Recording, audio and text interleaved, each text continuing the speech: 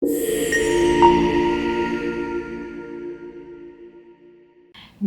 Монгол улсад амиа хорлолтын хувиар 75% эрэгтэй хүн байна. Тэр бол ингээд бүр хүсэгч байх шийдвэр гаргаад одоо энэ хорвоогоос явж гин тий. Тэгээ ардталтанд одоо мэдээж эмэгтэй хүмүүс 75-ын ардталт дахиад 75 эмэгтэй л байгаа байхгүй хувийн одоо эхнэрүүд ээжүүд үлдэж байна гэх. Тэгээд манай ээж жил болгоно совлилт явдаг байхгүй. Одоо энэ чинь хөгшчүүлийг яах зөндөө олон гоё юм гарсан байна тий. Тэгээд совлилт очиж байгаа хүмүүсийг ингээ анзаарах юм бол нэг ойролцоогоор 80% нь эмээнэр байна.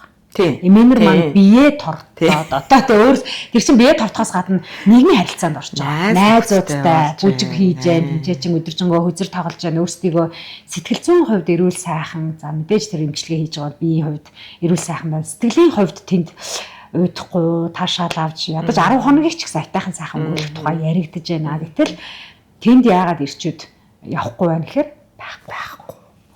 Явъя ч гэсэн байхгүй. Тий. Тэгээд нэг юм одоо аялал зугаалгач вэ, бие бодогч вэ, ер нь нэг амьдралын сайн сайхан зүйл рүү дандаа ихэвчлэн эмэгтэй хүн татаж л явт юм лээ. Тэрнээс эрэгтэй хүн хойлоо явжснаа юунд явах уу? Аялалд явах уу ч юм уу. Хойлоо нэг бие нэг үзүүлээд тийм байхгүй дандаа. Чи яваал гэж шүү дээ. Эмэгтэй хүн нөхрөө чирж ингэж найз залуугаа ингэж хамт явдаг юм байна л та. Тэгэхээр одоо тэнд байхгүй байна гэж чинь эрэгтэйчүүд байхгүй. Нэг бол эсвэл эрэгтэйчүүд хэвтэрч байгаа байхгүй. Тэгээд ихэнх нь нэрт нас орж байгаа. Тэгээд одоо сая ковид үе гээл ингэж тэгэхэд чинь маш их одоо ингээл эрэгтэй одоо зүгээр би эрэгтэй хүн байгаад тэ 30 настай эрэгтэй хүн байсан бол одоо би ингээд хит хит найзаа бас алдсан л байгаад байгаа байхгүй яг одоогийн нөхцөл тэгвэл бид нар эрэгтэйчүүдийн судалгааг ингээ харж ирсэн тэгсэн чинь нас оролт бол ердөөсөө маш их ихтэй юм билээ. Тэр нь яг нөгөө шууд нөгөө юу гэж байгаа юм шиг л тэ амиа оролт гэж байгаа юм биш зүгээр өвчнөөр болон зургаар авт замын осол ердөөсөө ямар нэгэн байдлаар гэмтэл тэгээд зодоон зохион одоо тэр чинь сохтуудаа хийж байгаа зодоон зохион авт замын гэмтэл гэсэн дээр ерөнхийдөө хийнэгэн сохтуу хүн ч юм уу те ингэж нэг осол гаргаж байгаа шүү дээ тэгэхээр тэр чинь сохтууруулах хундаа хэрэгэлсэн үедээ гэмтэж эсвэл хүн гэмтэж байгаа тэгээд нэг нь тэр чинь бас шоронд орон те тэгээд гучин тэр залуунаас бас байхгүй болно тэгэхээр ер нь айгүй эрт ер нь ингээд найз нөхдөд алдаж эхэлдэг тэр нь бараг л одоо 20 наснаас ахуулаад явчих жоохгүй гэтэл эмэгтэй хүн бол ингээд 45 50 хүртэл ер нь үе тэнгийн найз нөхдөдөөс алдна гэдэг ойлголт бол айгүй бага ингээд мэдхгүй те анзаарахгүй гэж бодтол анзаарахгүй тэр юм гээл те тэр бол айгүй цөөхөн ах эрэгтэйчүүдэд маш түгээмэл тэгэл ингээд шууд ингээд 20 наснаас эхлээл найз нөхдөд алдаал эхэлсэн хүн чинь 30 наснаа нэг хэд те 40 наснаа бүр нэлээ хэд баста 50 наснаа бол ингээд шууд ингээд дараа манай ажлын дээр манай найз манай гээл 60 наснаа бол тэгэл ердөөсөө ойлгомжтой болчт юм билээ. Тэгэл өө тэр манаас орсон. Баг нүг тэр амьдуу гэдэг ингээд ярианууд ингээд үлдчихэж байгаа байхгүй. Тэгэхээр одоо би зүгээр аав ээж хоёр дээрэл ингээд жишээ авахд ч манай аав ч нь бол ингээд яг цахилгаан өгөөсүүлж насаараа ажилласан. Тэгээд тийм гот үе тэнгийн найзалж нөхөрлөж одоо нэг ийд одоо тэр 30 наснаа ингээд найзалж нөхөрлөж хамт ажиллаж байсан хүмүүсийн би бүгднийг тань би жоохон багтаал ингээд одоо тэр ахын дарга гэдэг мэддэгсэн. Тэднээс тэгэл маш ховор. Маш ховор.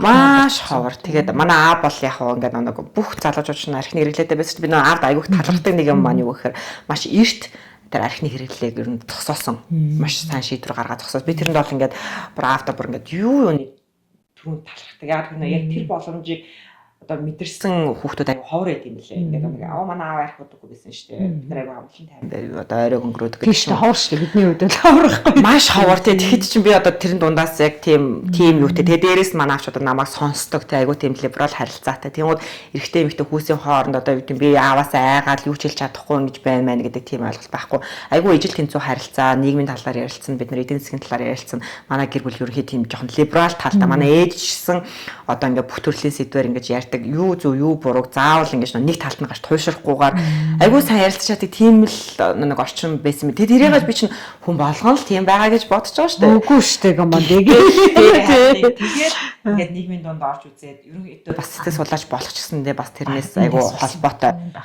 гэр бүлүүдийг айгүй сайхан амьдруулъя тий гоё амьдрахад нь туслая гэдэг тэр нэг зорилго бас тэндээс гарч ирсэн. Тэгэхээр манай гэр бүл бол айгүй тийм онцгой арай нэг тэгээд дээрэс нь бид нар яг хөдөө амьдарч байсан учраас харьцангуй нэг эрүүл нийгмийн харилцаанд байсан юм шиг надад санагддаг. Нэг одоо тэр дээр үеийн 90 оны одоо хурхын сангийн аж ахуй энэ төр байгуулагдаж байсан үеэс тийм нэг юм дэвшилтэд нийгмийн үлдэгдэл ахгүй бид нар юм ёстой гэж өөрсдөө манай ээж аваач харсан тэгээд тэрийг гэр бүлтэй ингээ аваад үлдсэн ч юм уу тийм уулын тийм л баймар. Бас нэг асуулт байна. Одоо энэ 80 наслыг гэдэг энэ гоё концепт ер нь чи хаана очиж энийг хамгийн ихээр ярьж байна. Ер нь яг энэ концепцийг хэн хамгийн их сонирхож одоо дэгийг уурж авчиж энийг яриулж байна. Бас надад сонирхолтой байна л да. Одоо би бол наадахыг чавчаал уулуурхайн компаниудад их ярмаар санагдаад байгаа байхгүй. За би чинь нэг өөрөө тийм ингээд хүүе тгийа гэдэг биш. Одоо нэг техникийн хүн урд нь ингэж нэг ярьдаг хүн хоёр байдаг штэ. Би маш тийм техникийн хүн. Хэдий ингээд нийгмийн сүлжээн дээр ингээд яриад байгаа юм шиг мөртлөө би өөр нь ерөөхдөө тэр хойд талыг нэмийг хийгээл гой шин санаагаа яг ингээд хүмүүс хүргээл ингээд байж сонирхолтой. Тэр яг өөрийн чинь хэлж байгаа шиг те Викигийн хэлж байгаа шиг хүн болгон танилцуулаад хүү нэг ийм гой санаа энэ гэхээр өөр ингээд санаа зовж хичээд байдаг.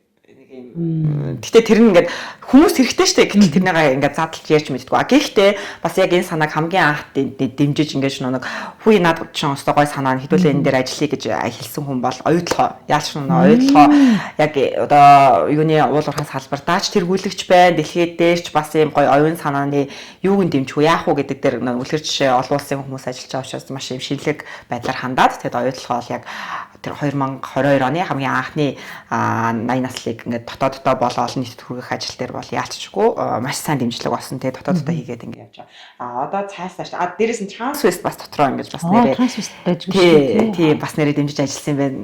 Маш их баярлалтай одоо тэр хоёр байгууллагт. Тэгээд ерөнхийдөө цаасааш та Монголд уулуурхайн байгууллагууд руу яг энэ 80 наслыг ингээд илүү түгээж ажиллах сонирхолтой байгаа. Тэгэд яагаад энэ дээр маш том шаардлага байгаа вэ гэхээр бид нар одоо Эрдэнэтийн уулуурхай дээр бид нар нэг хамгийн ихний байдлаар тэтгэврт гарсан аав нарыг тэтгэврт гарч байгаа залуучуудыг харж байгаа байхгүй юу?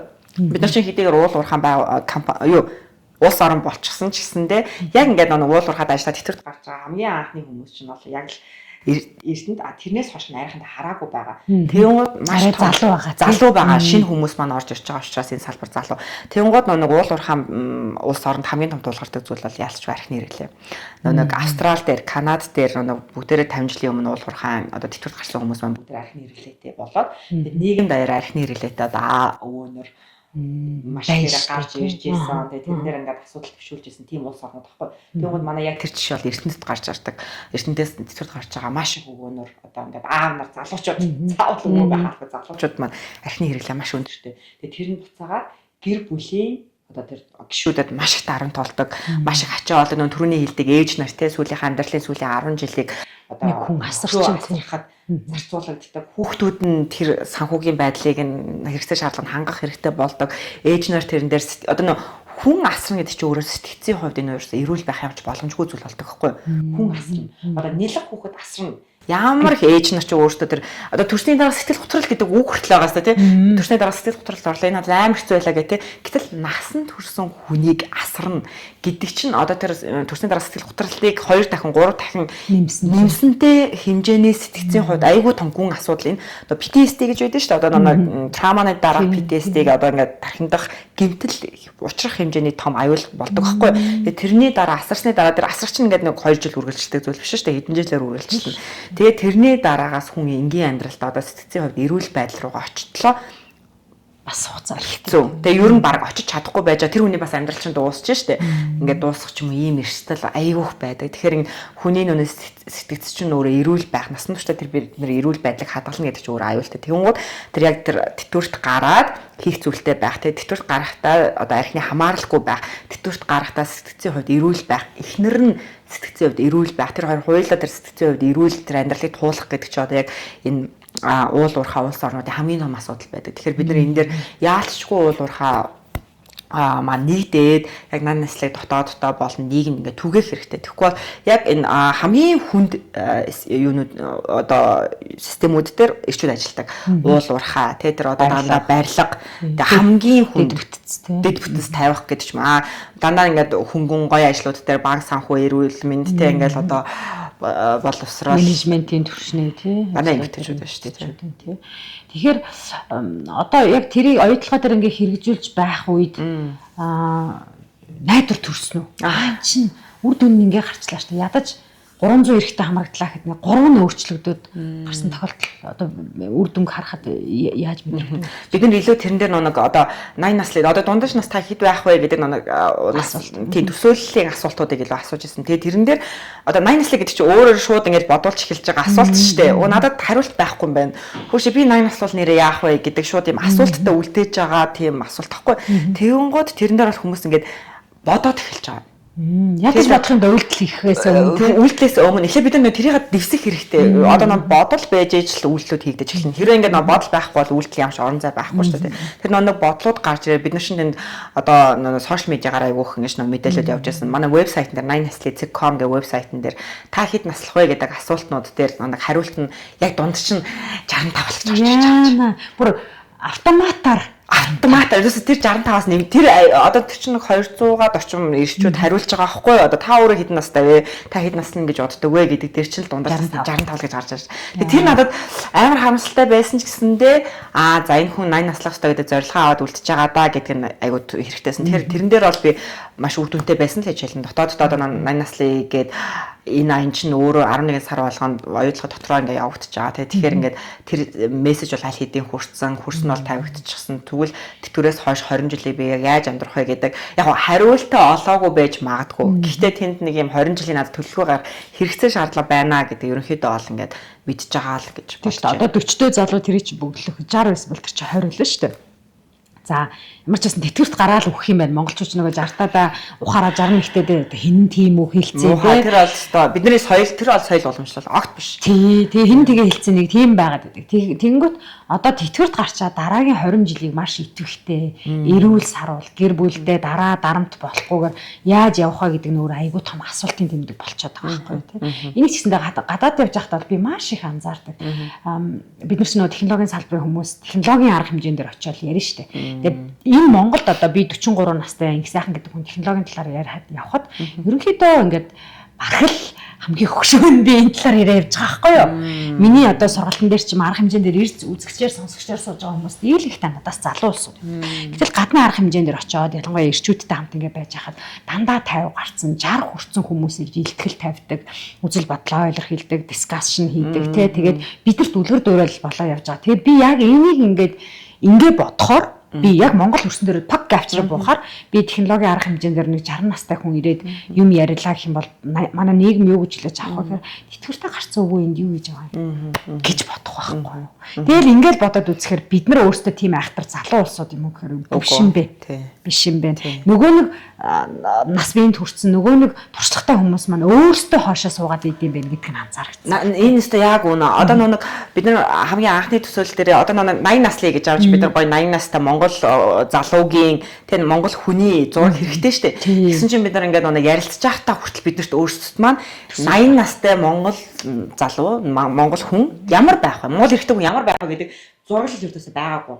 Ердөөсөө л нэг хөдөөний нэг юм дурандаа сууж байгаа. Тэгээ нэг асыг дурандаа байж байгаа нэг юм Монгол гуталтай Монгол дээлтэл нэг юм өвөө. Гэтэ тэр хүн яг 80 хүрснөө мэдэхгүй.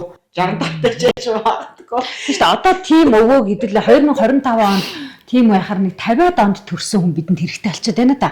За тийм 50 оны тийм 80 настай гэсэн үг шүү дээ. Тийм өвөө бидэнд хэрэгтэй болчиход байгаа. Тэгэнгүүт одоо яг монголч нэг гудамж ингээд таардаг шүү дээ амар гоо ингээд цагаан хүмүүстэй тэснэ ингээд яг яг тэр 90 70 оны гой хувцастайгаа ингээд гой костюм bijж байгаа. Тэгээд нэг гой цүнхээ бариад гутал нь гой ингээд цих алхдаг ийм өнөр байдаг байхгүй. Тэгээд гэтэл бид нар тэрийг яг тэр одоо чиний хэлж байгаа шиг тэр хүмүүс өөрсдөө нийгэмдэр би яриа тий гэж ингэж гаргаж ирэхгүй. Одоо сошиал медиа дээр хүртэл нэг гой Монгол эрэгтэй хүний ингээд пэйж байгаад тэрийг ингээд өнөөдөр би ийм дасгал хийлээ тий би өнөөдөр ийм номон дээр ажиллаа. Бид нар 70 онд ийм зүйлийг сурдаг байсан гэж ингээд ярихгүй байгаас тий тэгмүүд бид нар тийм хүмүүс яаж амьдрдгийг ч мэдэхгүй. Тэгээд мэддэг нь болохоор нэг юуны байшингийн гадаа нэг хоорондоо цуглаа шатар тоглож байгаа эсвэл дундуур нь ингээд нэг архиуж байгаа хүн эсвэл нэг хөдөө нэг осолдохгүй нэг алсын бараа хараа сууж байгаа нэг өвөө төсөөлөгдөд байгаа байхгүй. Гэтэл ингээд гэтэл Сингапур 80 настай өвөө гэхээр бид нар айгүй гой төсөөлөгдөн. Бодолтойч төсөөлнө, биеийн тамирын хувцастайч төсөөлнө, тайзан дээрч төсөөлнө, бүгөө явж байгаач төсөөлнө, их нэртэйгээ хөтөлцөөд бүжилж байгаа. Бид нар яаж төсөөлж байгаа байхгүй. Гэтэл Монгол эртний хүмүүс төсөөл байхгүй.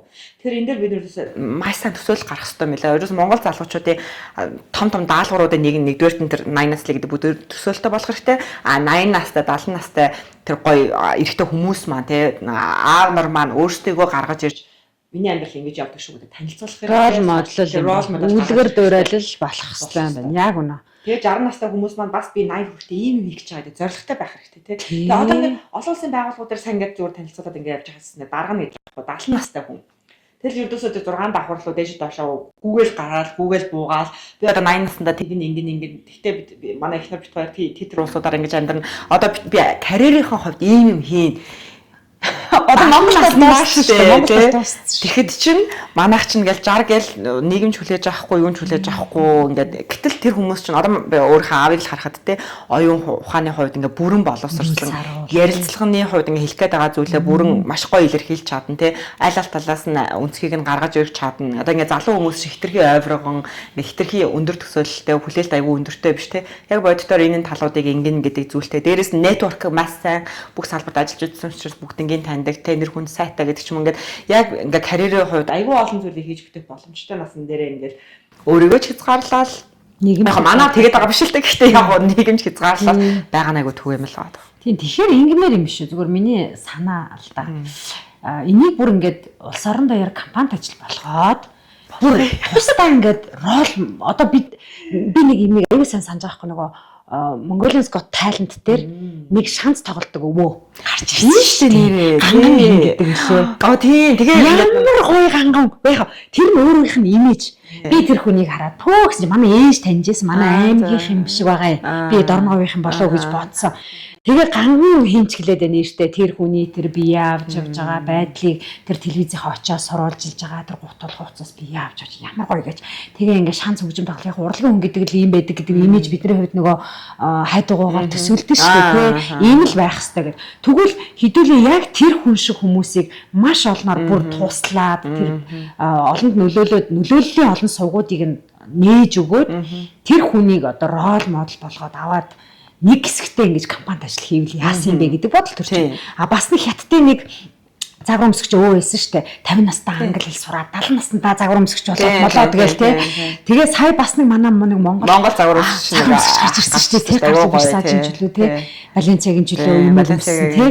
Тэгэхээр яг энэ шиг манай Монголд бол байхгүй ш байгаа байгаа. Тэр нөгөө ямар л хөдөлмөр нийгэм халамж хамгааллын яам гэдэг байгаа тий. Одоо би зүгээр муухаараа төрлөж их гэдэг бол би их муухай ном байгаа ч тий.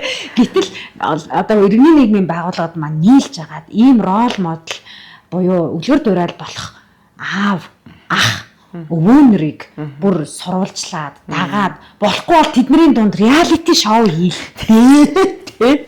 Яаж урт наслах вэ? Аргуудаа гаргаад юу юм бэ? Хоорондоо өрсөлдөөд баг одоо тэр гоё шагнал магнал байдаг бол таа гэдэг. Тэгхийн бол бид маш чимээгүйгээр олон хөвгүүдэд, олон хүүд, залууд итгэл найдвар урам зориг өгөх байхгүй. Энэ эмэгтэйчүүдийн шоу зөндөө байна. Хэрхэн турах вэ, яах вэ, ийх вэ одоо мөнхийн сэдв турах юм чинь зөвхөн Монгол эмэгтэйчүүд ч дэлхийд аваараа эмэгтэйчүүд яаж хөссөн хуцаа өмсгөл гэдэг юм байна. Уулзаад тийм л юм ярьдаг. Яг энэ шиг хэдүүлээ Монгол нүүдэлчин ахуйд аваачаад те унаг татуулт юм уу, тэг шагаа тоглолт юм уу, яадыг харвуулт юм уу, морь унуулт юм уу ингээд хотын амьдралд авчирснаа гоё жим мимд явуулаад өвөө нь ингээ те ийм өвөн ч одоо өвөө миний амнаас бараад байна. Уучлаарай яах бол Монгол хэлийг өвөө болохгүй те. Тэр хүн заавал өвөө байх албагүй шүү дээ. Монгол би ингээ шар тосыг ингэж идтий. Өвлийн цагт би адууны махыг ингэж хэрэгэлдэг. Зундаа би ингээд сүүсүүн бүтээгдэхүүнийг ингэж хэрэгэлдэг гэд Монгол ахуйгаа шингээсэн гоё контент уран бүтээлчтэй би танарт гоё санаа өглөө шүү. Ингэж явах юм бол наад чинь бүр за яг дээгээс үүдэлтэй санаа энийг контент бүтээгчид аваад эсвэл хүн өөрөө ингэж аваад явах юм бол энэ бол гайхамшигтай гоё юм болно. Бид нар магадгүй ийм контентыг нэг хэдэн жил дараалаад хийх юм бол үр шимийг нь 10 жилийн дараа 20 жилийн дараа үзэх байх. Тийм шүү дээ. Одоо ингэж хэрвээ эрэгтэйчүүдийн дундаас нас 65-аас дээшлээ те 70 болоод 72 болоод ингэж хэлэхэд 80 наслыг үр дүн тодорхой хэмжээгээр байна л гэж харах байгаа байхгүй. Энийг дагаад эмэгтэйчүүд бас өөрчлөгдөн. Тийм шүү дээ. Одоо ингэж нөхөр нь 80 наслан гээд одоо хүн ингэж 80 наслан гээд бодоод гэхээр юу идэж ууж байгаа, юу өмсөж зүүж байгаа, тэгээ юу бодож байгаа, амьдралын хэмнэл ямар байгаа гэдэг өөрөө шууд анзаараад эхэлнэ. Энэ бие физиолог 80 хүрэх үү, 60 хүрэх үү гэдэг чинь хүн өөрөө мэдчихэдэг байхгүй. Тэгээ нэг 60-аа тохируулчихж байгаа учраас их уралж гээ, их идэж гээ, их ингэж дураараа байна, их ингэж нэг бодлохгүй байгаа дээ. Тэгээ 80 хүрнэ гэхэр чинь энэ бүх боломжийг нэг урт хугацаанд нь хадгалахын тулд хүн чинь ингээд за энийг нь алгасаа тэрийг нь болоод хийцний маргааш нь өнжи тий гэдэг ийм зохицуултууд хийх байхгүй. Тэгэхээр чинь ингээд насаараа л найзтайгаа байна, насаараа л ихнэр нь хажууд нь байна, насаараа л ингээд гэхдээ тэр нас нь 60 хүрнэ гэж бодцохоор хүн чинь ингээд ойрхон юм чинь ингэж байгаа л гэдэг. Тэгэхээр тэгж болохгүй 80 хүрэхин тулд гээд яг тэр хязгааруудыг нь өөртөө. Тэгээд хүн өөрөө өөрийнхөө тэр нэг одоо үйлчлүүдээ хамгаалалтаа үйлчлүүдээс салаа доктортой болгоод эхлэхээр чинь нөгөө нэг эмэгтэй хүнд ирж байгаа дарамт чинь хамаагүй багасна. Ядаж нэг 5 өдрийн одоо 3 хүүхдээ 5 өдөр нэхнэр нь л ингээл хичээл ном ингээд сургалт яадаг гэдэг юм зохицуулж байхын оронд 3 өдөр дээр нөхөр нь очиод багшлаа нуулзаад хүү яаж миний хүүхдүүд ямар байна те би энэ хүүхдтэй чинь 70 наснаа ч гэсэн 40 настай болоход найтайхан харилцаатай байх ёстой шүү. Тийм учраас би уурлаа загнаад иж болохгүй. Тийм учраас би одооноос нь ахуулаад ямар хүнтэй найзлаад байгааг нь би мэдмээр байна. Ямар салгуутай үерхэд байгааг нь би нэрэн ингээ хүүхдийн амьдралд оролцоотой байгаад тэгэхээр чинь эмэгтэй хүний дээр ачаалт чинь буураад энэ нийгэмд чинь ингээд тэгээ шал өөр үзэгдэл гарах гэдэг байгаа байхгүй юу. Тэгэхээр ингээд бид нар айгүй өөр байдлаар нь эрэгтэйчүүд амьдралынхаа загварыг ингээд авах тэр юм лөө үнэхээр шилжих хэрэгтэй. Тэгээ тэрэн дээр эрэгтэйчүүд өөрсдөө түүчлэх хэрэгтэй. Тэрнээс биш эхнэрүүд нь барайл нэг хойноо нэг хөтөлсөн те энэ хүн өвдөд байна гэл нэг имлэг оруулдаг те энэ хүн ингээд одоо хамт иргэсэн болохоор ирж байна гэдэг ч юм. Одоо над дээр бол яг тэгдэг. Эхнэр иргэсэн болохоор сууж байна. Гэтэ яагаад зөвлөх авах чаа өөрийнх нь сэтгэл санааны байдал ямар байгаа тэрийг би мэдэхгүй бодож үзээгүй эхнэр суу гэсэн болохоор сууж ин гэдэг. Тэгэхээр анх удаа бодох процессыг одоо тэг би асуулт асуугаад за тэгвэл ингээ ганцаараа ирсэн бол яг ямар зүйлсүүдээ мэдрээд байгаа. Тэг хизэнээс энэ сэтгэл санааны хүндрэл чинь гарч ирээд байгаа. Тэг таны амьдралд юу тохиолдсон тэгэхээр 3 жилийн өмнөөс би чинь нэг ингээд аюу хэцүү найзуудтайгаа бизнес хийгээд тэр маань давхараад найзуудаасаа салсан гэдэг ч юм уу те.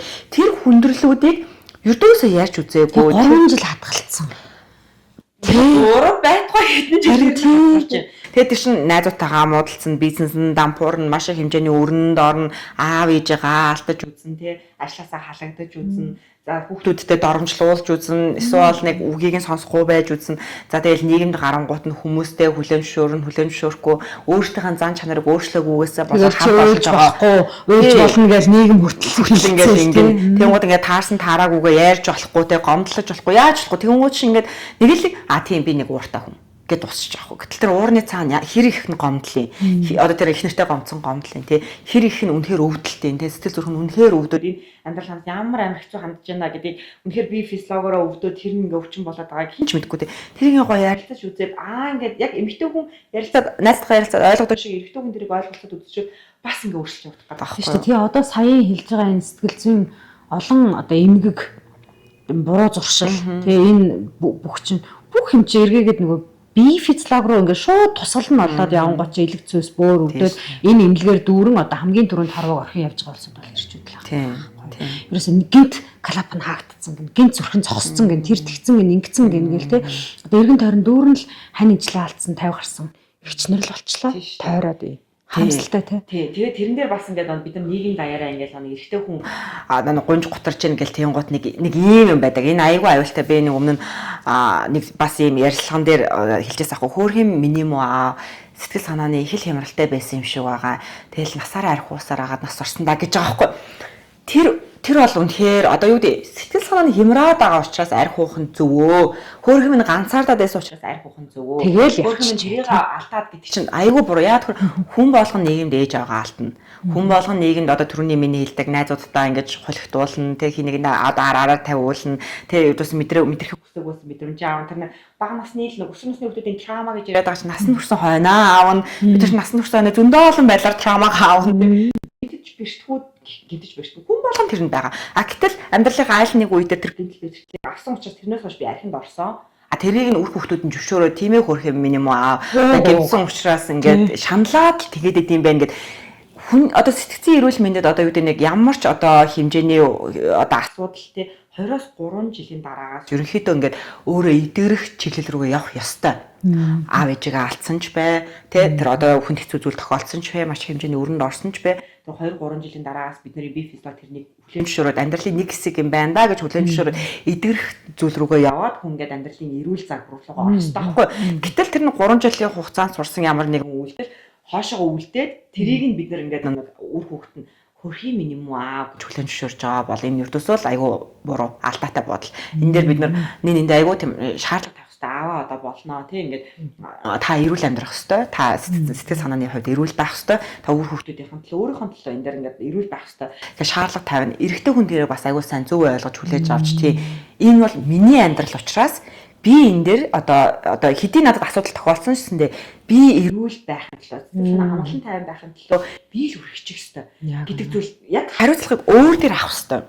Тэгэхгүй одоо нэг цухтааж байгаа л гэсэн үг шүү дээ. Тэ аргуугаа тайван байгаа л ингэж байна гэж чинь. Одоо тэр үүссэн траума тэр гинтлийг мэдрэхгүй тулд ингээд тэр наам гэдэг чинь ингээ юу ч мэдрэхгүй ингээ байхын тулд бид нар тэр архины ирэлээр орж байгаа. Тэрийгээ төвшөөрж байгаа. Тэр баж боломгүй зүйн тий.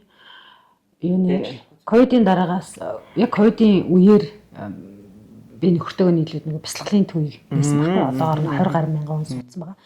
Тэгээ тэр бяцлаглалын эхний хичээлүүдэд ингээд дандаа нэг 40-оос 65 насны эмэгтэйчүүд хамрагдаадсан. Тэгээд энэ асуудал чинь эрэгтэйчүүд ч гэсэн хамаатай. Эрэгтэйчүүд гэсэн сэтгэлийн амар амгалан гэдэг зүйлд өөрийгөө дасгалжуулж сурах хэрэгтэй юм байна гэдгийг яагаад би одоо цахим орчинд нэг хэсэгтээ ингээд энэ хамааралтай асуудал ирчүүд ч гэсэн хамааралтай шүү гэдэг постуудыг маш их оруулаад тий урайлан дуудаад яваад тэгээ одоо хамрагдах ирчүүдийн тоо нэмэгдсэн. Хоёрдугаарт эхнэрээ дагаад ингээд бясалгал хамт хийж байгаа ирчүүдийн тоо бас нэмэгдээд тэгээ тэн дээрээс гарсан өөрчлөлтийг нөгөө эмэгтэйчүүд маань л бидэнтэй хуваалцсан шүү дээ тий мессеж ирж явуулаад багшаа баярлалаа ингээд нөхөр маань хамт хийдэг болсон. Надад хамт өглөөшт босоод хийдэг боллоо. Уур уцаартай байдаг нь бас харьцангуй гайгүй боллоо. Үр хүүхдүүдтэй бас ингээд нэг цаг зарцуулах нь гайгүй болчлоо. Тэгээд хэрэг үнэхээр энэ одоо бас нэг жишээ аав ерөөсөө үзүүлэхгүй байна. Аавыг ингээд та ийм онцтой гарсан гэхэд аав нь имлэг явдггүй ч гэдэг юм те. Ийм юмд ингээд чирж авч явж байгаа улсууд нь эмгтээчүүд байхгүй юу? Ягаад гэхээр санаа зовоод энэ охтууд нь санаа зовоод байгаа байхгүй юу? Аав маань урт наслаасаа, аав маань биднийхээ хажууд олон жил байгаасаа. За аав маань за бүр муугар бодоод ээжэд баг дараа болосоо л гэж л бодож бид нар тэртээ тэргөө насан туршдаа тэр хүмүүстэй хамт байж чадахгүй өөрсдийн гэсэн хариуцлагатай өөрсдийн гэсэн хүүхэдтэй учраас гэд. Тэгэхээр эвгүүгээр одоо сая дэгийн маань санаанд ч ярьж байгаа зүйлийн олон мессеж өглөө энэ юу гэхээр ирчүүдээ өөрсдийнхээ дотоод ертөнц рүү нэг өнгийгэд нэг хараач тий би эрүүл мөн үү би 80 наслах уугүй юу гэдэг асуултыг тий нэг удаа ч гэсэн өөрөөсөө асуугаад үзээрэй. Хариултаа хаагаад олохгүй байх нь таны буруу бол биш юм байна тий. Буруу хариулт гэж тэнд бол байхгүй юм байна. Эсвэргээрээ тий би тэгвэл энэ орчин үеийн техник технологи асар хурдтай хөгжиж байгаа. Энэ орчин үеийн амьдралд өөр хүүхдүүдийнхээ хажууд бараа болоод хин нэгний одоо хоёр дахь аав болоод байж байгаа ч гэсэн энэ хүүхдүүдийн өнөөдөр аав нь шүү гэж сууж байгаа үедээ бас би өөрийнхөө болон одоо энэ өрөөлийн хүүхдүүдийн хажууд хэр удаан эрүүл сайхан амьдарч чадах вэ гэдэг дээр л эргээд бодохгүй болоход болцсон тийм цаг үйл ирж байгаа юм байна л та тий. Манай нөхрийг одоо дээг мэдэн шүү дээ. Манай нөхөр чинь ингээд харахад энэ 45 6 таа байхгүй юу? Харахад энэ бүр ингээд 60 хүрч байгаа. Тийм үү. Тий бид тэр ч одоо үе мултраад надаас 15 ах шүү дээ. 60 хүрч. Ердөөс огт гэж харагддаг. За тэр хүний амьдралын нууц нь юу аа гэсэн чинь маш их сахилга баттай. Сахилга бат гэдэг нь цэрэг шиг амьдрал гэсэн үг биш л дээ тий. Өглөө яг нэг цагтаа босдог. За бяцлагдаг. Өөрийнхөө амруугаа орж байгаа зүйлийг маш анхааралтай боддог. Ямар үйлрэлд ямар хоол идэхээ боддог. Хоёрдугаарт энэ одоо цахим орчинд байгаа муу мухай зүйлийг огт үздэггүй. Манай зурагт байхгүй. Тэр зурагт гэдэг зүйл огт ажилдаггүй гэсэн үг. Хаяа YouTube бичлэг үзэх гэж тэр ажилдаг. Тэгээ энэ хүний ингээд амьдралын энэ байгаа нууцыг одоо бие авч явж байгаа байдлыг ингээд хараад үзэнгүүт энэ нэг л өдөр босоод тэгсэн юм ерөөсөө биш юм. Бүр хар багаасаа амьдралынхаа хэмнэл нь юм байсан буюу аав ээж нь л энийг заахад өгч гисэн. Өглөөрт босох хэвээр. Өглөөрт орой эрт унтах хэвээр, өглөөрт босох хэвээр. Гэт тэгэнгүүт чинь дагаад энэ нөгөө төрөө бэлсэн чинь миний хоёр дахь бэрэлттэй гэдэг тийм дагаад миний үр хүүхдүүд одоо хойд авна штэ тийм миний үр хүүхдүүд яг аав шиг болж байгаа байхгүй өглөөрт босох хэвээр манайх өглөөний цагаа яг тогтмол цагт уудаг тийм өдрийн хоолой тогтмол цагтаа идэнэ оройдыг нь за үнэхээр хүнд ингээ тостой хоол идсэн бол маргааш бид гэр бүлэрээ мацаг барьдаг энэ хинч за өнөөдөр мацгийн өдөр шиг гэж хэлдэг байхгүй ойлгомжтой маргааш бид нар угаасаа мацаг барих хэвээр байна гэдэг ойлгодог байна тэгэхээр бид өнгөрчээ. Одоо 40 гарсан Монгол ирчүүд, 50 гарсан Монгол ирчүүд гэж бодож болохгүй юм байна. Үр хүүхдтэй л энийг үлгэрлэн дуурайж л үзүүлэхгүй бол 1000 гоё ном уншаад, гоё фитнест яваад, гоё бясалгалд суугаад энэ бол нэг юм хурдан тогтчих зүй дадал зуршил биш юм байна л та. Тэгээд манай нөхрийн тэр барьж байгаа амьдралын гол зарчим бол дисциплин буюу сахилга бат эмгэгцэгц гэдэг зүйлийг л ягштал баримталтай байна. За тамхинаас гарах бас яг адилхан шүү дээ. Нэг өдөр хүн гарчдаг юм биш тийм чинь баг багаар гарна. Архинаас гарах бас яг ялгаагүй баг багаар нэг өдөр шууд гарахгүй. Тэр нь би физиологч нь ухаантай юм болохоор нэхэд эхлэн тийм. Яг энэтэй адилхан маш олон дадал зуршлууд, буруу дадал зуршлууд байна л та.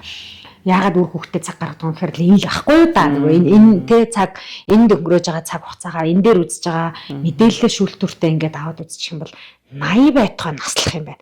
За тэгсэн чинь манай нөхрийн хоёулагийн өнөөдөр яриад байгаа юм бол 8-0 гэдэг тоо байхгүй. Манай нөхрийн ярьж байгаагаар бол хүн 120 наслах боломжтой. Тэгээ хүний амьдралыг 120 бол 3 удаагаа 40-д хуваач. Эхний 40 жил ямар байх юм? Дараагийн 40. Бид хоёр бол эхний 2 40 жилийн тухай яриад байна. Гэтэл захаад цаана дахиад 40 жил байт юм байна. Гингүүд хүн тэгвэл 80 байтугай 120 наслж болох тухай бодно гэх юм бол за энэ хоёр дэг энэ хоёр суулж гэж бодох. Одооний насыг 2 дахин нэмэгдээд байна шүү дээ. 2 дахин нэмэгдээд. Гэтэл одоо яг би өөрийнхөө нөхрийнхээ байгаа байдлыг ингээд хараад тэр нэг бие авч явж байгаа байдал гизгүзээ юу ч байхгүй. Тийм гоё фит буюу одоо яг тохирсон тэгээд дасгал хөдөлгөөнийг үргэлж илүүд үздэг. За тэр гаднаас авж байгаа мэдээллийг зүгээр шууд автоматар шүүлтүр тавиал ингээл үзээд ингээд за тэгээд тэр гэр бүл байж байгаа оролцоо ингээд үзэх юм бол тэр хүн бол өглөх нь 120 наслахгүй юм байна. За тэгсэн чинь би ч хэрэгдээд эхэлж байгаа байхгүй юу. За ингэсэн яаж 80 хүрж энэ хүнтэй хамт одоо үр хүүхдээ одоо миний охин чинь өсвөр наснд байна гэдэг би дахиад тэр охинтойгоо гэр бүлтэйгээ би дахиад 60 70 жил амьдрах тухай яригдаж эхэлж байгаа байхгүй юу. Сонирхолтой байгаа. Тийм сонирхолтой. Тэгээ одоо нэг юу Сингапур, Хонконг энэ бүгдээрээ 100 насны хаа зорилго тавьсан. Юу Солонгос бас нэмээд Япон энэ чинь одоо эдгээр яг энэ Азийн дөрвөн улс чинь ердөөсөө 100 наслах нь тодорхойлцсон. 100 настай иргэдтэй зориулсан одоо нэг эдийн засгийн үйлчилгээнүүд энэ гаргаж ирж байгаа байхгүй. Тэр нэг бас аягүй чухал эрэгтэйчүүдэд нэг юу болох сэтэл өгөх нэг чухал юм юу гэхээр эдийн засгийн сэтэл юм байлаа. Одоо ингээд эрүүл байх гэхээр тэр нэг эмэгтэйчүүдэд илүү сонирхолтой. Эрэгтэйчүүд тийм нэг сонирхолтой биш. Тэгээ яах юм эрүүл байгаад ямар мөнгө олох юм биш те 60 хөрөнгөтэй орлогын их усэр нь бүгд хаагч шүү дээ тэтгэр болчих шүү дээ те. Тэгэхээр одоо эмэгтэйчүүдийн дунд орлогын их усэр гэж аяух яригддаг шүү дээ те одоо жирийн дунд бизнес үүд ч гэсэн бизнесүүд эмэгтэйчүүдийн орлогоо хаагаа гэдэг. Тэгэхээр тэр 60 наснаас хойших эрэгтэйчүүдийн орлогын их усүр гэдэг зүйлийг эрэгтэйчүүд бас өөрсдөө төлөвлөх хэрэгтэй юм билээ. Яаж орлоготой 80 хүрэх вэ? Одоо танаа нөхөр бол орлоготой учраас 80 120 тухай. Одоо тэр ингээд өвчтэй байсан ч орлоготой, гэртэй байсан ч орлоготой. Тэрэндээ итгэлтэй байгаа учраас 120 нас төсөөлөгдөд байгаа байхгүй юу? Орлогогүй хүн чинь төсөөлөгдөхгүй. Одоо хэрэг бид нар ч гэсэндээ ингээд 80 хүрээд за 60-аас хойш орлогогүй гэвэл яа хаанаас одоо тэр шууд ядуугийн англи руу орох гэдэг шүү. Тэргүй шууд ингээд нэг 60-аас цааш явах сонирхол төрөхгүй шүү дээ. Шууд нөгөө мөнгөтэйгээ холбоо насаа мөнгөтэй болчиход байгаа юм байна. Тэгэхээр эрэгтэйчүүдийн хамгийн том тэр нөгөө юу чинь сэтэл өгөх юм чинь бол орлого юм байлаа. Тэнгууд нөгөө тэтгэр гэдэг зүйлийг чинь маш бага. Одоо ерөөсөө эрэгтэйчүүдийн тэтгэр маш бага учраас гэдэг аль хэдийн тогтцсон. Тэр тэтгэрээр ч яах вэ гэдэг сонирхол төрөхгүй. Тэгэхээр хэрвээ ингээд одоо залуучууд маань өөрсдийн гэсэн ур чадвартай байгаад 10 жилдээ томоохон ур чадваруудыг бий болгоо тэнгууд чинь 60 нас хүрэхэд чинь нэг юм 8-9 томоохон ур чадварууд байгаа тэр менежментийн санхүүгийн эрх зүйн одоо хоол боловсруул юу ч хийж болно шүү дээ заавал ингээд хүнд заах биш гэхдээ тэрнгээр мөнгө олдог ур чадваруудаа 60-аас хойш та ингээд авч явж болно бие даасан компаниуд бий болгоод бие даасан одоо зөвлөхийн үйлчнүүд бий болгоод ингээд авч болно тэгээд дэвтэртэй гарсан эрэгтэйчүүдийн үйлчилгээг байгууллагууд өөрсдөө боломжийн үнээр аваад энэ чинь чанарын хувьд яг адилхан шүү дээ 20 настай хүн нэгтлэн хийх 60 настай хүн нэгтлэн хийх хоёр чинь чанарын хувьд үр дүн адилхан яг чаддаггүйгээр ялгарна л та гэхдээ л боломжтой тэгэхээр тэр зүйлийг бас ингээд нэг төсөөлөлтөд багтаах хэрэгтэй юм билэ ерөөсөө нэг юу одоо эрүүл мэнд гэдэг ахихаа оронд эдийн засгийн хувьд оролцоотой байна ирчүүдээ та нар ингээд дахиад 20 жил магадгүй бүр шинээр нь компани байгуулад одоо Warren Buffett ч хүртэл 40 наснаас эхэлж компани байгуулаад тэр бомтон болцсон гэхээр ингээд нэг 60 наснаас хойш та бүхэн 20 жилийн туршид өөрсдийн гэсэн эдийн засгийн эрх чөлөөг мэдрэх гээд байна. Тэрнийхээ үр дүнтэй та бүхэн гадаад дотоодод аялж болно, хүссэн машина авч болно, хүссэн хувцас амсаж болно гэдэг чинь бас ингээд нэгэн сэтэл хүн юм чинь тодорхой хэмжээний шунал байх хэрэгтэй. Тэрийг ингээд тавих хэрэгтэй л. Тэгэхээр эн чинь өөрөө зөвхөн гэр бүл доторх асуудал биш болчихж байгаа байхгүй. Эн чинь бүр улсын яг улсын асуудал болчиход байна шүү дээ. Яаж энэ одоо өндөр настангуудын одоо тэтгэврт гарсан хүмүүсийн бизнесийг буцаагаад улс өөрөө үнэлэх вэ, худалдаж авах вэ? За магадгүй нэг өгшөнтэйгөө нийлээд нэг жижигхэн фарм байгуулчлаа тий. Тэгвэл тэр фарм дээр фармын одоо эзэн буюу ажиллаж байгаа хүн нь өөрөө тэтгэврт гарсан хүн байвал татвар нь тэгж оногдох ёстой. Эсвэл дэлгүүрүүд ингэж худалдаж авах ёстой. За магадгүй дэлгүүрийн татан авалтанд 10 компани supplier буюу ханган нийлүүлэгчээр ажиллаж байгаа бол нэг нь заавал тэтгэврт гарсан гэр бүл байх ёстой гэдэг журмыг за хувийн байгууллагууд бол болно шүү дээ. Пакал хүчээр оруулаад тий журамдаа оруулаад ингээ явах юм бол түрүүнөө дэгийн хэлдгээр сэтэл гэдэг юм чинь би явах гэдэг юм байна тий. Тэгэхээр эдийн засгийн нөхцөл эрэгтэйчүүдийн ерөөс сонирхол тэр юм билээ. Эмэгтэйчүүдийн сонирхол бол эрүүл мэнд гэдэг ч юм болчихж байгаа байхгүй. Тэгээд энэ дээр бас дахиад 8 насны 5 ерөөс сонирхол 8 насны zig.com гэдэг манай вебсайт байгаа. Тэгээд бас маш сонирхолтой нэг зүйл ингээд ялгаа байдаг. Юу гэхээр эмэгтэйчүүдэд зориулсан мэдээллийг эрэгтэйчүүд ерөөс авдаггүй. Тэр бол эмэгтэйчүүд зориулсан. Одоо ингээд хуйлаа ингээд эрэгтэйчүүдийн эрүүл мэнд гэж ярав. Энэ хүүхнүүдийн асуудал. Гянгуудаа эрэгтэйчүүдийн чихэнд ердөөс орс сонсогддоггүй. Эрэгтэй хүн яг эрэгтэй хүнд зориулсан мэдээллийг эрэгтэй хүмүүст ингээ зориуллаа. Эрэгтэй хүн бичлээ. Бараг бичсэн өнөр дамжуулаад тий. Сэтгүүлч болт гэж бичээд ингэх юм бол эрэгтэй хүний зурагтай эрэгтэй хүн зориулсан бүх зүйл гэх юм бол хүлээж авдаг юм лээ. Тэрээс эхнэрээрээ дамжуулж орж ирж байгаа мэдээлэл эхнэрээрээ дамжуулж ингэж байгааг бол нэг хүлээж авахгүй зүгээр үнэхээр ингээд харж үзээд сонсож үзээд одоо ингээд танаа бяцлаглаа гэдэг тий. Магадгүй танаа нөхрийн ярьсныг сонсооч ч юм уу тий. Ингэж сонирхож байгаа байхгүй. Тэгэхээр эрэгтэйчүүд маань өөрөөсөө яг энэ мэдээллийг ингэж нэг зах зээл дээр гаргаж ирж өөрөөсөө тэрний төлөө явж нэгэндээ үлгэр жишээ болж ингэж явах хэрэгтэй хүмүүс нь эрэгтэйчүүд. Тэгэхээр одоо нэг 8 насны зик.com-ын бас нэг зорилго эрэгтэй хүмүүс зориулсан мэдээллийг эрчүүдэд нь хүргье. Тэнд ерөөсөө эмэгтэй хүн зориулсан мэдээлэл байхгүй. Тэ эмэгтэй хүний тархины талаар, эмэгтэй хүний хүүхэд асралтын талаар ярихгүй. Зөвхөн эрэгтэй хүмүүст зөөд яаж ирүүл байх юм? Эрэгтэй хүүхдүүдтэйгээ яаж ярилцах юм? Эрэгтэй хүн эхнэрүүдтэйгээ яаж ярилцах юм? Эрэгтэй хүн яаж урт наслах төлөвлөгөө гаргах юм гэдэг тийм мэдээлэлүүд байгаа. Тийм учраас та бүхэн гоё. Guys. Ирчүүдээ ярилтаа бид нар бэлэн байгаа шаарчин таслах бэлэн байгаа шүү. Эрэгтэй хүмүүс оруулж ирэхгүй мэн. Оруулж ирэхгүй тийм байлаа. Бидний нэг бас нэг зорж байгаа зүйл нь мэдээллийг либералчлээ буюу ингээд одоо нэг Монголд ч ингээд бүх мэдээллүүд дандаа эмэгтэйчүүд зориулсан мэдээллүүд л ингээд явж байгаа. Мэдээллийн бараг 80% зөвхөн эмэгтэйчүүд зориулсан мэдээллүүд. Тэгвэл эрэгтэйчүүд зориулсан мэдээллийг ингээд нэг дэлхий дээр зөндөө байгаа шүү дээ. Тэр бүх мэдээллүүдийг монгол хэл дээр авч ирэх нь нэг талаас хэлний ялгаа гаргаж өгөхгүй те дээрэс нь хүйсийн ялгааг гаргахгүй. Зөвхөн ингээд та бүхэн зориулсан монгол мэдээллүүд. Зорилго маань 80 наслын зорилго тэр. Тэгэхээр та бүхэн бас гоё дэмжээд 80 наслын маань ийм membership-ийн хүн байгаа юу? Зур шууд гараад юу яагаад имэйл хаягаа оруулаад тэгээд гишүүн болоод орж болно. Тэгээд цааш та одоо нэг хөгжүүлэлтийг нь би хийж байгаа байхгүй. Эмэгтэй хүн хийж байгаа бэргээд. Тий, яг би одоо нэг яг ямар тал руу эрэгтэйчүүд рүү хандах вэ гэдэг нь илүү одоо илүү гэсэн үг биш. А гэхдээ нэг нь л одоо санаач асууж сайн. Дээрээс нь IT-ийн хувьд одоо хөгжүүлэлтийг нь өөрөө хийх боломжтой учраас санхүү эдийн засгийн хувьд чинь аюу том давуу тал үүсгэж байгаа. Тэгээд нэг контент мэдээлэлээ бас өөрөө олоод энэ яг Монгол ирчүүд хэрэгтэйгээ гаргач байгаа учраас тийм учраас цаана байгаа. Тэгээд дээрээс нь юу форумын хэсэг үүсгэх гэдэг. Тэрнэр юу гэхээр яг нэг түрүүнд хэлсэн шүү дээ. Ямар асуудал яаж шийдвэрлэх вэ? Жишээл аав ээжигээ алтлаа гэвэл яг тэн дээр юун дээр нь анхаарах хэрэгтэй тийм.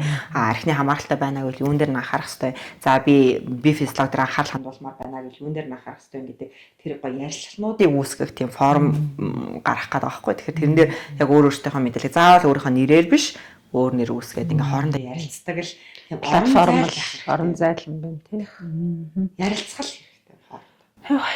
Гэхдээ нэг бодсон чинь нэг бодлоо ингээ айгүй гонигтай эмгэнэлтэй юм шиг боловч яг зүгээр энэ яриаг ингээ сонсохоор надад айгүй их юм ихтгэл найдвар төрөөд Монголын одоо байгаа энэ хөвгүүдийн одоо тэр нэг сая багш хэлсэн манай ангид 18 хөвгүүдийн 15 аагүй шүү дээ за тийм энэ хөвгүүдийн ирээдүйд надад ингээ ихтгэл найдвар төрөө явчлаа амархан байхгүй маань бид нар чинь цөөхүүлэх нэ саяын хэлдгээр хит хитэн рол моделуудыг бий болгож байгаа бэлэн байгаа хүмүүсээ сайхан дэмжиж бүгдээрээ энэ хүмүүсийг нийгмийн рол модел болгоод гаргаж ирээд ихтэй муу мухай талаас дандаа гоё сайн талаас нь нөлөөлөд плюс дахиад энэ 80 наслыг гэдэг энэ концепцийг ингээд нэлээд хүч хайж дэлгэрүүлж хэдэн жилийн одоо үр дүнгээр нь үзэх одоо тэр мөнгө хугацааны төслөөртэй ингэж яваад хэдүүлээ үр дүнг нь үзээд явах юм бол надад бол ирээдүйн сайхан харагдчихэ. Сайхан харагдахаас өөр аргагүй. Яа тэгэхээр одоо бидний залуучууд чинь одоо Монгол ингээд гадаадаас зугаалж байгаа ирэхэд л ингээд нэг хамгийн түрүүнд харагддаг юм их ямар их залуучууд вэ те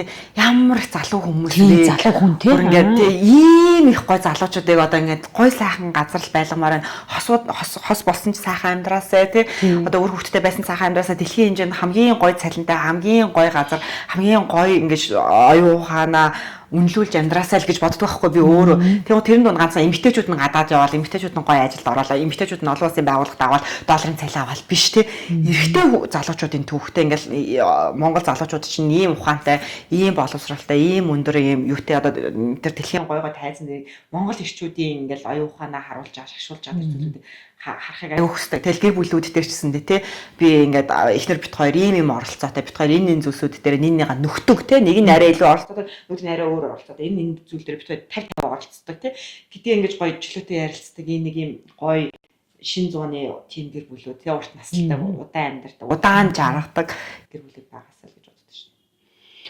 Окей. Энэ үрт сонс би баяр. Айгуу чухал сэдв байхгүй. Энд чинь би бүр энэгээр яаж нэг би ингээ өөрөө яриад ихаар чинь боломгүй байхгүй юу?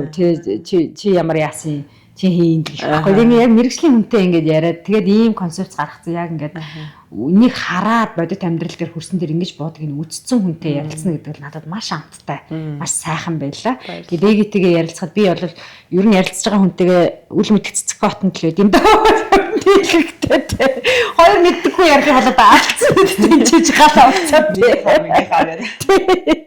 Тэгээ баярлалаа цаг зав гаргасан. Тэгээд энэ концепцийг хэрэг та бүхэн маань энэ дээр хамтарч ажиллая. Би байгууллага маань 20 хүнтэй 10 эрэгтэй юм а гэсэн ч хамаагүй хамтарч ажиллахыг хүсэх юм бол би энэ комент хэсэг дээр description хэсэг дээр дээгтийг холбоо ярих бүх контактыг үлдээ чи дээр нь 80 наслыг гэдэг юугийн пэйж одоо вебсайтаа бас тавь та бүхэн маань тийшээ бас ороод үзээрэй. За энэ дээр хамтарч ажиллах сонирхолтой ээжүүд эхнэрүүд найз охид байхыг бас үгүйсэхгүй те. Тэгээд надад нэг ийм бодол байгаа шүү. Энийшээ би тантай холбогдох гэсэн гэдэг дээр бол маш чөлөөтэй бид нар нээлттэй хамтарч ажиллахад бэлэн байна. За энэ зөвхөн насанд биш хүрсэн хүмүүс ч биш. Өөрийнхөө ангийн хөвгүүдтэй энэ концепцийг ойлгуулмаар байна. Эсвэл бид сургуультай энэ концепцийг явуулмаар байна гэх юм бол бас дээгтэй маань хамтарч ажиллаж болно. Мэргэжлийн хүмүүс бид нар зааж дээгий бол яг мэргэжлийн сэтгэл судлаач хүн зөвлөгөө өгдөг энэ одоо асуудлуудаар хамтарч ажиллах. Би бол мэргэжлийн коуч хүн. Мэргэжлийн хүмүүсийн нэг одоо түгээмэл одоо нэг бидний баримтчдаг зарчим бол төлбөртэй and төлбөргүй гэдэг хоёр хувилбар байдаг тий пробоно явах хэрэгтэй байдаг. Тэгэхээр улсын сургуулиуд ялангуяа энэ алслагдмал байгаа сургуулийн хөвгүүдтэй ажиллах ажил за хүүхдүүдтэй технологийн ч байна уу те энэ хиймэл оюун ч юм уу дада ярьдаг юмыг бид дандаа шүүн төлбөргүй ярьдаг шүү. Тэгэхээр бидэнтэй нээлттэй багш нар маань харилцаараа энэ тал дээр үнэхээр санаа зовж байгаа бол хөвгүүдтэй нөлөөлийн ажил хийх гэж байгаа бол энэ чиглэлийн нөлөөлийн ажлууд хийж байгаа нэвтрэн бас байгууллагууд бас байгаа. Манай гүнж төв бас хөвгүүдэд чиглэсэн ажлыг хийж байгаа. Сэтгэл судлалын үндэсний хүрээлэн бас хөвгүүд рүү чиглэсэн ажлыг хийж байгаа. Тэгэхээр та бүхэн маань зөвхөн одоо би санаа зовоод байна биш. Мэргэжлийн энэ чиглэлээр ямар хүмүүс ажиллаж байна вэ гэдгийг анхааралтай ажиглаж, судалж, мэргэжлийн хүмүүстэй хандаж хамтарч ажиллах юм бол бас арай илүү хурдан үр дүнд хүрэх юм байна тий. Тэгээ подкаст маань цаг цагаа гаргаж ирсэн дээгийдээ баярлалаа. Тэгээд энэ контентийг би тоороос тун утгагүй англи хэлээр яг энийгээ бас ярина. За энэ бол зөвхөн манай Монголын асуудал биш. Гадуур явж хахад зөндөө олон гадны улсууд энэ талаар ярьж байгаа. Дамаа би тэр нөгөө эмгтээчүүдийг төлөөлөө явж байгаа болохоор асуудлууд байдаг болохоор тун утгагүй та нартаас англи хэлээр хүрнэ. Та бүхэн маань бас өөрсдөө одоо өөрийнхөө энэ англи хэлээр мэдээлэл сонирхож байгаа хүмүүс байвал бид хоёрын суугуудыг доор байгаа комент хэсгээс дагаад яваарэ. Тэгээд баярлалаа. Амралтын өдрөө сайхан өнгөрөөгөөрэй.